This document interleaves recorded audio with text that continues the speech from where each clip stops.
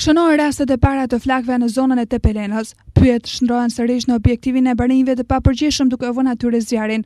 Në orët e mbasdites së të dielës, 10 hektar pyje në zonën e Turhanit, në rrethin e Tepelenës, janë përfshirë nga flakët e zjarrit, të cilat kanë qenë mjaft agresive, të ndihmuara edhe nga era e fortë. Temperaturat e ajrit në momentin e rënies së zjarrit konsiderohet në 38 gradë Celsius.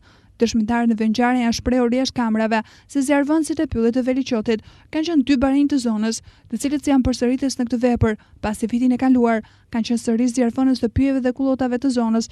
Policia ka mbritur në vendngjarje, por nuk është afruar për shkak të terrenit malor, ndërkohë që reparti zjarfikës i Tepelenës po ashtu e ka pasur të pamundur depërtimin në pyll. Zjarri ka qenë gati 1 kilometër larg fshatit më të afërt Veliqot, çka përjashton po ashtu rrezikun e përfshirjes së zjarrit tek banesat. Flakët e zjarrit kanë vjuar me intensitet të plotë, duke djegur 10 hektar pyje në zonën e Turhanit dhe Veliqotit, që i përmbledh komuna e qendër Tepelen. Zona në fjalë mjaft herë është prekur nga zjarret, të cilat nuk kanë qenë asnjëherë aksidentale, por të vendosura qëllimisht nga keqbërës.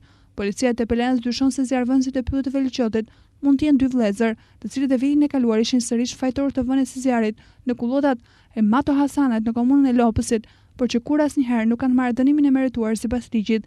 Policia është vënë në ndjekje të barinjve keqbërës, të cilët deri në orët e mbasdites së dielës nuk janë kapur.